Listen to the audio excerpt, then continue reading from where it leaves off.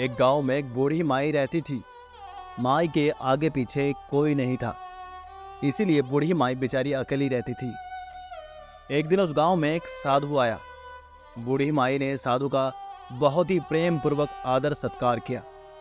जब साधु जाने लगा तो बूढ़ी माई ने कहा, महात्मा जी, आप तो ईश्वर के परम भक्त हैं। कृपा करके मुझे ऐसा आशीर्वाद दीजिए जिससे मेरा अकेलापन दूर हो जाए। अकेले रह रहकर ऊब चुकी हूं। साधु ने मुस्कुराते हुए अपनी झोली से बाल गोपाल की एक मूर्ति निकाली और बुढ़िया को देते हुए कहा, माई, ये लो, आपका बालक है। इसका अपने बच्चे की तरह प्रेम पूर्वक लालन पालन करती रहना।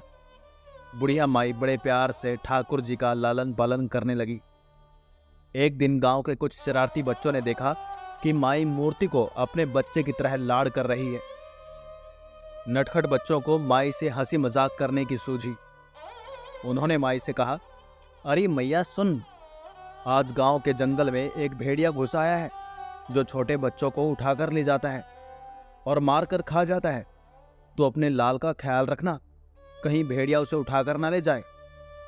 बुढ़िया माई ने अपने बाल गोपाल को उसी समय कुटिया में विराजमान किया और स्वयं लाठी लेकर दरवाजे के बाहर पहरा लगाने के लिए बैठ गई।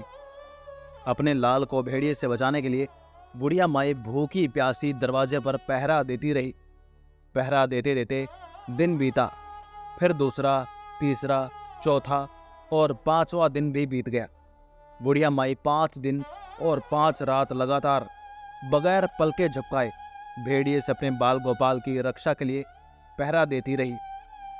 उस भोली भाली मैया का ये भाव देखकर ठाकुर जी का हृदय प्रेम से भर गया। अब ठाकुर जी को मैया के प्रेम का प्रत्यक्ष रूप से आस्वादन करने की इच्छा हुई। भगवान बहुत ही सुंदर रूप धारण कर वस्त्राभूषणों से सुसज्जित होकर माई के पास आए। ठाकुर जी के पांव की आहट पाकर माई डर गई।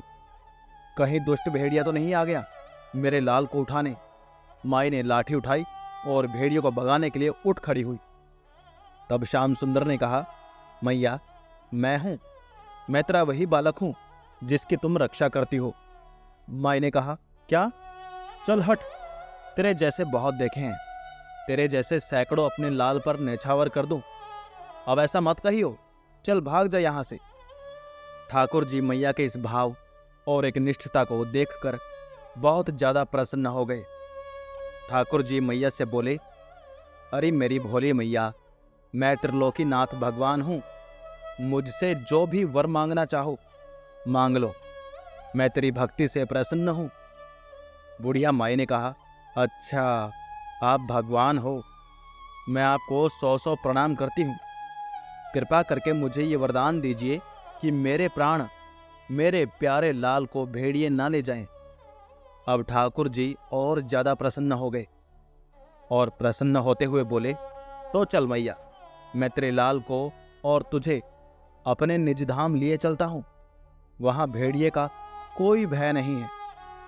इस तरह प्रभु बुढ़िया माई को अपने निज धाम ले गए। इस कहानी से हमें ये शिक्षा मिलती है कि हमें अपने अंदर बैठे ईश्वरीय अंश की काम, क्रोध, लोभ, मोह और अहंकार रूपी भेड़िए से रक्षा करनी चाहिए।